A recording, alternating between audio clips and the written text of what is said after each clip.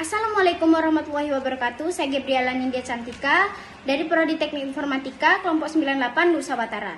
Kali ini saya akan memaparkan resum materi hari pertama PKKMB Sakera tahun 2025.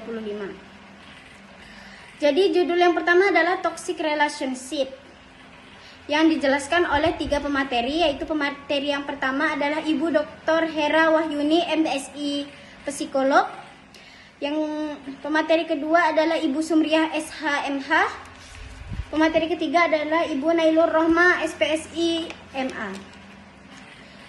Jadi apa itu toxic relationship? Toxic relationship adalah hubungan yang tidak sehat sehingga membuat individu yang ada di dalamnya tidak bahagia, merasa direndahkan, mengalami ketidakadilan, selalu menjadi sasaran amarah yang berakhir pada kekerasan verbal dan psikologis. Dan bentuk kekerasan ini ada kekerasan fisik, kekerasan psikologis, kekerasan seksual, dan kekerasan verbal. Nah, dampak dari toxic relationship ini adalah salah satu pihaknya cenderung mendominasi, berkuasa, memanipulasi, melakukan kekerasan, dan mempermainkan orang lain. Lalu yang kedua itu pihak yang menjadi korban terkadang tidak menyadari bahwa ia sedang dalam hubungan yang tidak sehat. Justru ia akan menganggap hal tersebut adalah cinta, adalah dasar cinta. Dan cara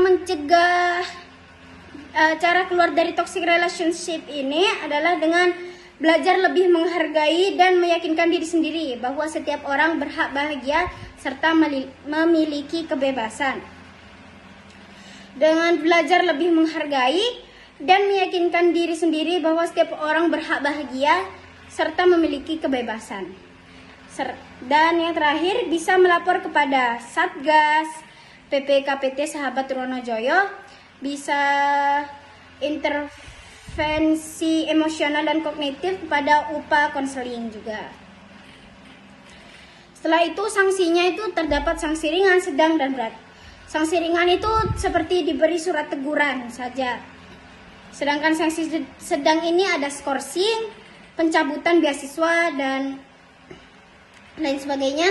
Dan sedangkan sanksi berat ini di DO atau drop out, pemberhentian jabatan, dan pemutusan kerjasama. Setelah itu saya akan menjelaskan materi dari Bapak Dr. Holilur Rohman yang berjudul Golden Ways to be Champion atau cara emas untuk menjadi pemenang atau juara. Ada 5 cara, yaitu yang pertama, temukan why atau kenapa kamu sejak awal. Hidup tanpa arah itu seperti kapal tanpa kompas. Yang kedua itu kuasai diri, bukan hanya ilmu. Seperti skill akademik penting, tapi karakter dari mindset jauh lebih mahal harganya. Yang ketiga, bangun jaringan sejak dini. Sukses tidak hanya ditentukan oleh apa yang kamu tahu, tapi juga siapa yang kamu kenal dan siapa yang mengenalmu. Yang keempat, berani merdeka, gagal itu bonus. Mulai dengan belajar, ikuti lomba, magang, volunteer, dan kegiatan lain yang menantang. Dan yang kelima dan yang terakhir adalah doa restu dan konsisten. Doa restu orang tua adalah fondasi spiritual yang luar biasa. Konsisten, yang luar biasa konsisten. Jadi, modal utama adalah berjuang dengan perlahan tapi pasti.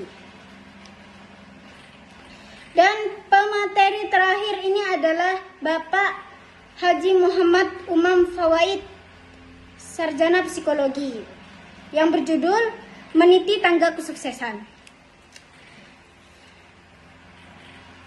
Jadi sebagai contoh ini adalah Elon Musk dan Thomas Alva Edison. Mengapa mereka bisa sukses? Karena mereka punya mimpi dan terus bekerja keras. Jadi bagaimana cara mempertahankan mimpi? Yaitu dengan cara berpikir independen atau independent thinker, dengan cara percaya diri, bertanggung jawab, tidak mudah terpengaruh dan bisa mengambil keputusan sendiri. Jadi kita harus yakin kepada kekuasaan Allah Subhanahu wa taala, bahwa sebagaimana dengan surah Al-Insyirah ayat 5 sampai 6, fawailul lil musallin, yaitu di setiap kesulitan pasti ada kemudahan. Dan kita harus yakin bahwa Allah itu Maha Adil dan usaha itu pasti ada hasil.